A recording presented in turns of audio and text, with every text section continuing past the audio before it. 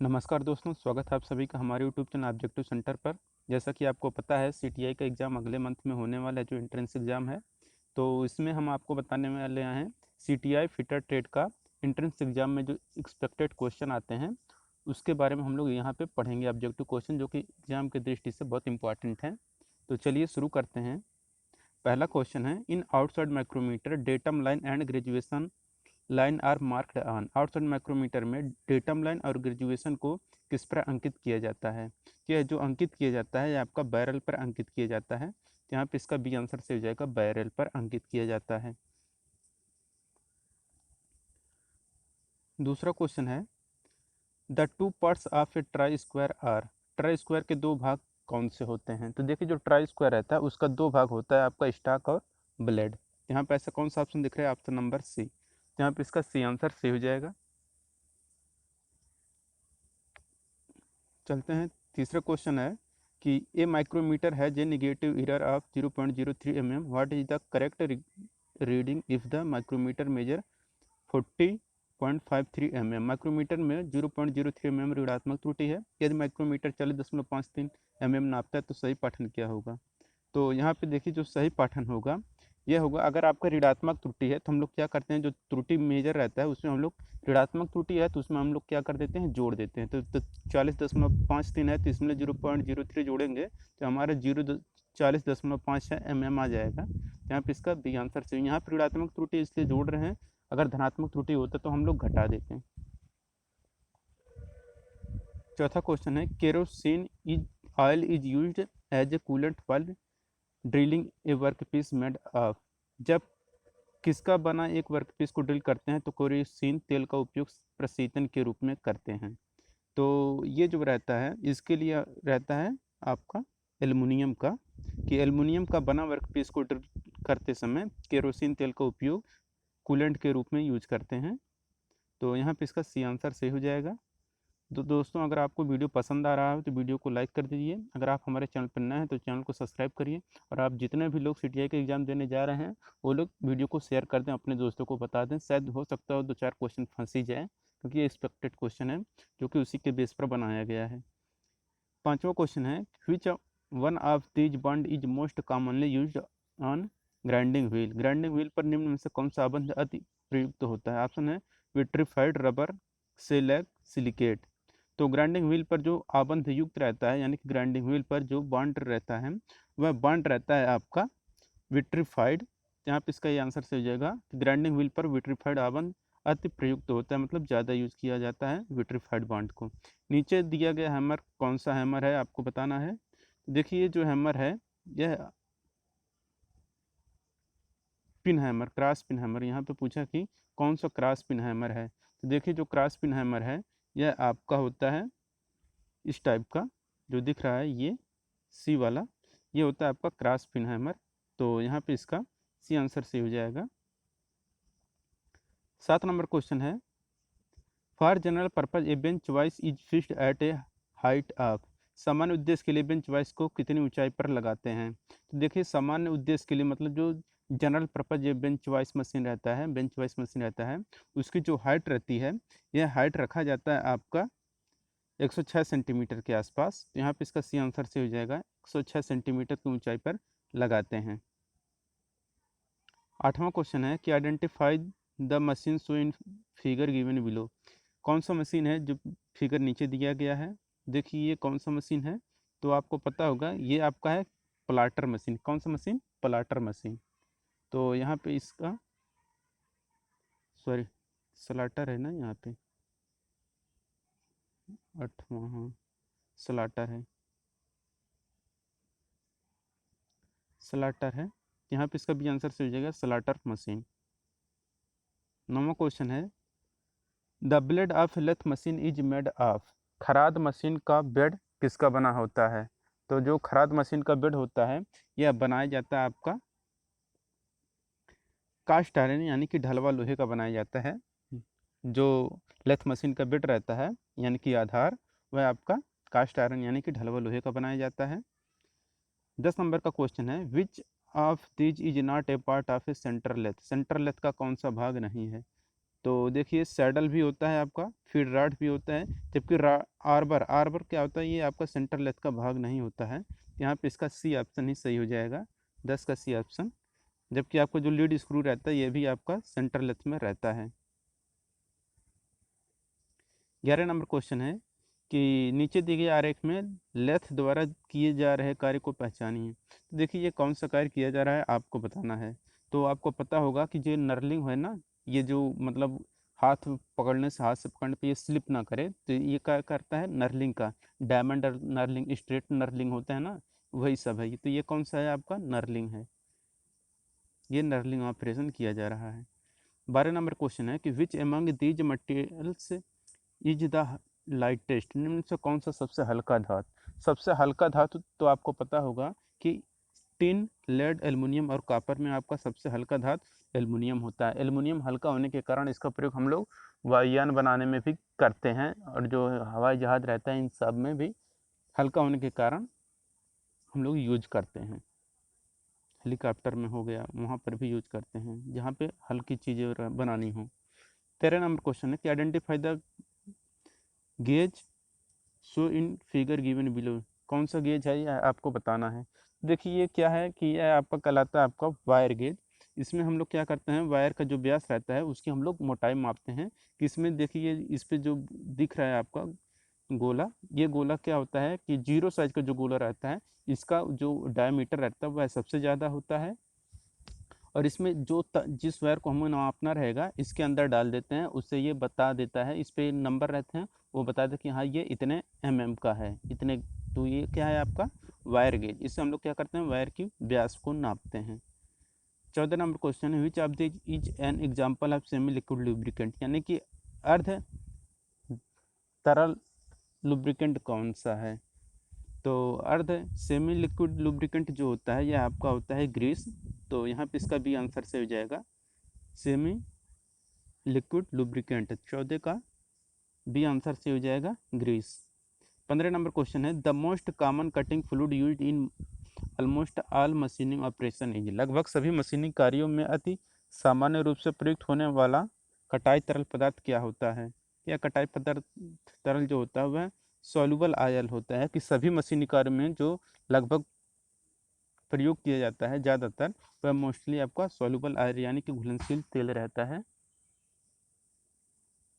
16 number question है which of these cutting tool is used to finish and enlarge a hole, छेद को अंतिम रूप और बड़ा करने के लिए किस प्रकार का टूल यूज किया जाता है, कटिंग टूल यूज किया जाता है। ऑप्शन है डाई, टैप, रिमर, बोरिंग। तो देखिए अगर छेद को अंतिम रूप से और बड़ा करने के लिए जिस कटिंग टूल का यूज किया जाता है वह कटिंग टूल आपका रहता है रिमर। रिमर क्या करता है, आपको सरफेस की फिनिशिंग भी करता है और ये बहुत कम मात्रा में पदार्थ को रिमूव करता है। 17 number question the purpose of bevelling the end of exciting drilling hole is called, विद्यमान छेद के अंत में बेवलिंग की क्रिया को क्या कहते हैं। तो विद्यमान छेद के अंत में बेवलिंग की क्रिया को हम लोग बोलते हैं काउंटर सिंकिंग। यहाँ पे इसका डी आंसर से हो जाएगा काउंटर सिंकिंग। दोस्तों अब जितने लोग लाइव देख रहे हैं सभी लोग क्या करें, आप वीडियो को शेयर कर दें अपने दोस्तों के पास। स्टडी से रिलेटेड जितने भी ग्रुप हैं आप लोग उसमें शेयर कर दें, थोड़ा व्यूज मिलेगा हमें, थोड़ा हम क्या करेंगे इसका नेक्स्ट पार्ट और ज़्यादा लाएंगे, वरना 3-4 पार्ट में हम इसको ख़त्म कर देंगे। आप लोग सपोर्ट करेंगे, व्यूज आएगा, ज़्यादा लोग लाइव देखेंगे, तब हम आपको पढ़ाएंगे, वरना हम लोग बस 3-4 देख में समाप्त कर देंगे। 18 नंबर क्वेश्चन है कि नीचे दिए गए आरेख में रेती से कट दिखाया गया है, यह किस प्रकार का कट है। ये जो कट दिख रहा है यहाँ पे देखिए, ये जो कट है यह कौन सा कट है, ये जो रहता है, ये जो कट है ये आपका रस्प कट होता है।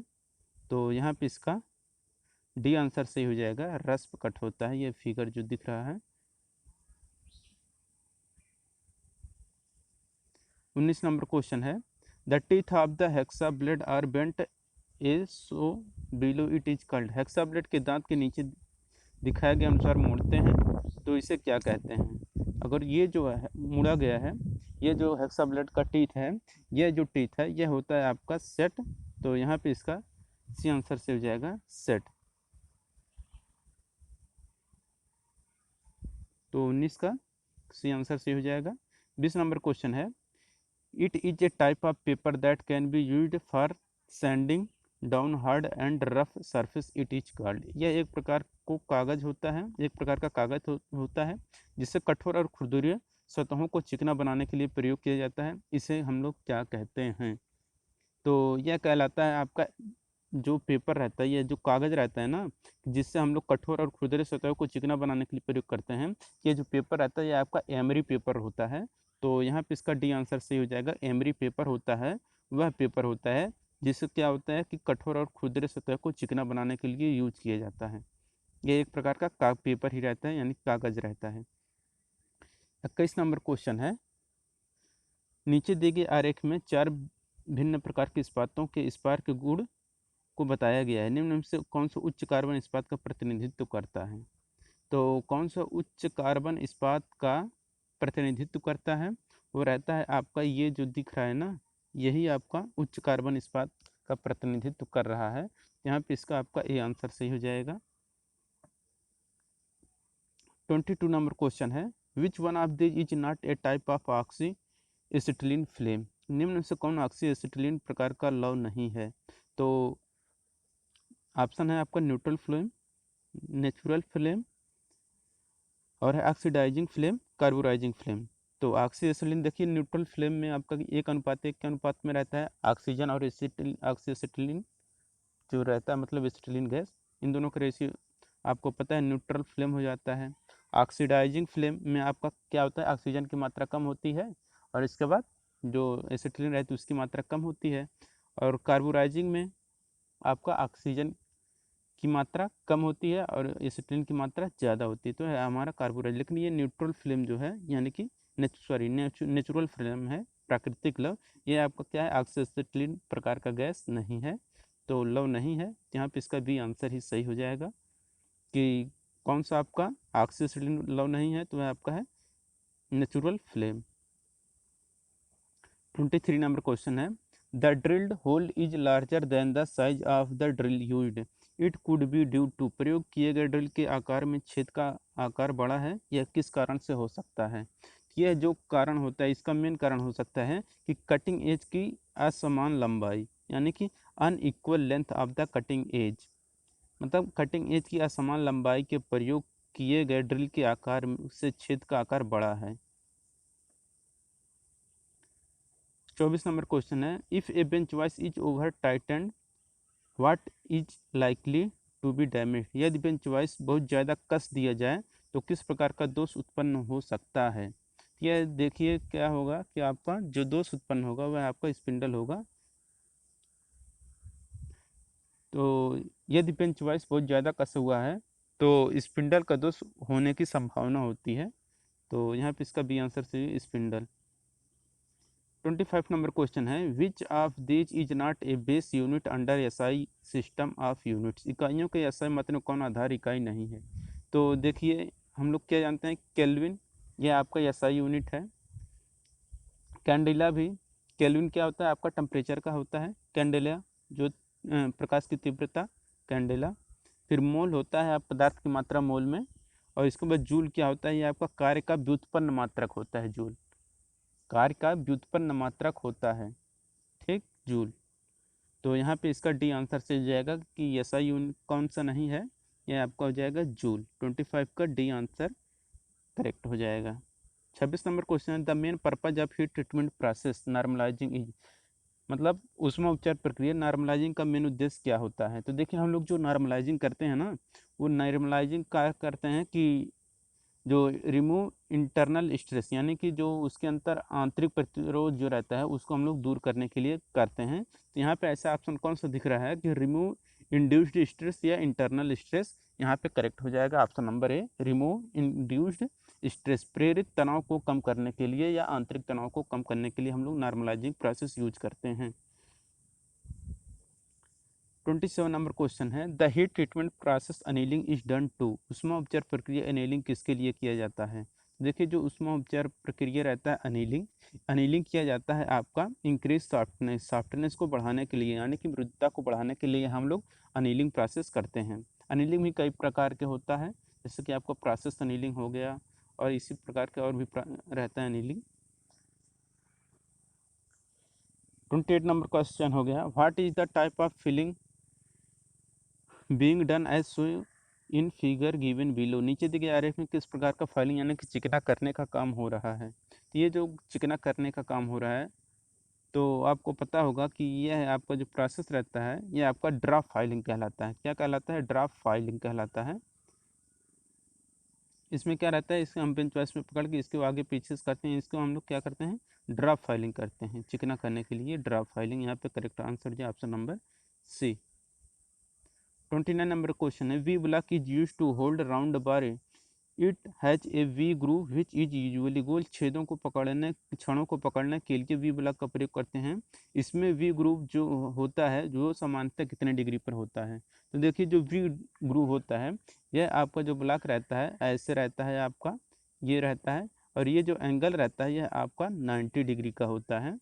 ये होता है आपका वी ब्लॉक। यहाँ पे ऐसा ऑप्शन नंबर सी दिख रहा है, तो 90 डिग्री का वी ब्लॉक होता है एंगल। 30 नंबर क्वेश्चन है कि नीचे दिए गए आरेख में एक औजार को ए से चिन्हित किया गया है जो मशीन स्पिंडल के नोच से टेपर शंख ड्रिल को हटाता है, इसे हम लोग क्या कहते हैं। तो देखिए ये जो है इसे हम लोग बोलते हैं ड्रिफ्ट। क्या बोलते हैं? ड्रिफ्ट बोलते हैं।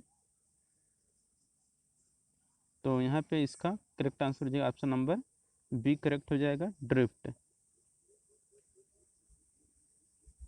31 number question, what should be used to check leakage before using oxyacetylene welding equipment. Oxyacetylene welding equipment का प्रयोग करने से पहले लीकेज की जांच करने के लिए किसका प्रयोग किया जाना चाहिए। ऑप्शन है soap water, salt water, fresh water, hard water. तो ऑक्सीएसिटिलीन वेल्डिंग इक्विपमेंट का प्रयोग करने से पहले लीकेज की जांच करने के लिए हम लोग क्या करते हैं कि साबुन का पानी यूज करते हैं, यानी कि सोप वाटर यूज करते हैं। तो यहाँ पे इसका बी आंसर से हो जाएगा सोप वाटर, यानी साबुन का पानी यूज करते हैं। 32 नंबर क्वेश्चन है कि which caliper is use to measure width of a slot. Slot की चौड़ाई को मापने के लिए किस कैलिपर का प्रयोग किया जाता है। Option outside caliper, inside caliper, jenny caliper, odd leg caliper. तो स्लॉट की अगर चौड़ाई आपको मापनी है तो इसके लिए हम लोग क्या करते हैं, इनसाइड कैलिपर का प्रयोग करते हैं। यहाँ पे इसका भी आंसर से हो जाएगा कि स्लॉट की चौड़ाई मापने के लिए इनसाइड कैलिपर का प्रयोग करते हैं। तो 32 का भी आंसर सही हो जाएगा। 33 नंबर क्वेश्चन है, which of this is an example of shrinkage fit. कौन सा श्रिंकेज फिट का उदाहरण है। ऑप्शन है कि cart rim on wooden rim, tyre on rail wheel, tyre on bicycle rim, bicycle rim है, और flywheel on the shaft. तो श्रिंकेज फिट का जो उदाहरण होता है यह होता है आपका कि लकड़ी के रिम पर कार्ट रिम, यानी कि cart rim on wooden rim थे। 33 का ये आंसर से हो जाएगा, यही आपका क्या होता है, श्रिंकेज फिट का उदाहरण। 34 नंबर क्वेश्चन है, निम्न से कौन सा कथन सही है, विच ऑप्शन इज करेक्ट। आपको बताना है। ऑप्शन है कि क्लियरेंस फिट हमेशा इंटरफियरेंस देता है। बिल्कुल गलत, क्लियरेंस फिट हमेशा इंटरफियरेंस नहीं देता है। नेक्स्ट है कि इंटरफियरेंस फिट हमेशा क्लियरेंस देता है, ये भी गलत है। और है आपका कि इंटरफियरेंस फिट कभी क्लियरेंस देता है तो कभी इंटरफियरेंस, ये भी गलत है। नेक्स्ट, करेक्ट ट्रांसमिशन फिट कभी क्लियरेंस देता है तो कभी इंटरफियरेंस, ये बिल्कुल सही है। तो यहाँ पे 34 का डी आंसर सही हो जाएगा कि ट्रांजिशन फिट कभी क्लियरेंस देता है तो कभी इंटरफियरेंस देता है। 35 नंबर क्वेश्चन है, in a riveted joint the plate are placed end to end and joint through cover plates, this joint is called. Rivet joint में प्लेट को शुरू से अंत तक रखते हैं और कवर प्लेट से जोड़ते हैं, यह जॉइंट क्या कहलाता है। क्या जो जॉइंट होता है यह आपका बट जॉइंट कहलाता है। कौन सा जॉइंट? बट जॉइंट कहलाता है। कि रिवेट जॉइंट में प्लेट को शुरू से अंत तक रखते हैं और कवर प्लेट से जोड़ते हैं तो यह हमारा बट जॉइंट कहलाता है। क्या होता है कि ये रहता है और ये किसी से ऐसे सटा के रहता है, फिर एक प्लेट इस पे लगा देते हैं, फिर यहाँ पे इसका रिवेटिंग कर देते हैं ऐसे। ये हमारा होता है आपका पट जॉइंट। लेफ्ट जॉइंट आपको पता होगा कि लेफ्ट जॉइंट में ऐसे रख के फिर यहाँ पे रिवेट लगा देते हैं। 36 नंबर क्वेश्चन है, a gauge is basically a gauge मूलतः क्या होते हैं? तो आपको पता होगा कि जो गेज होते हैं यह मुख्यतः आपके चेकिंग इंस्ट्रूमेंट होते हैं। तो यहाँ पे इसका बी आंसर से हो जाएगा 36 का बी, चेकिंग इंस्ट्रूमेंट।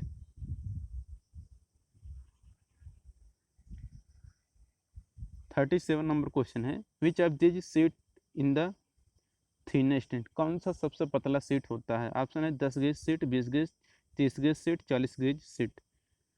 तो देखिए अगर ये जो नंबर ऑफ सीट अगर बढ़ रहा है जैसे 40 गेज सीट, तो क्या होता है वो बढ़ता जाता है। अगर इनमें से अगर बात करें तो सबसे बड़ा कौन सा होगा? आपका 10 गेज, फिर इससे जो छोटा होगा वह आपका 20 होगा, फिर इससे छोटा 30 वाला होगा, और सबसे छोटा 40 वाला होगा, सबसे पतला।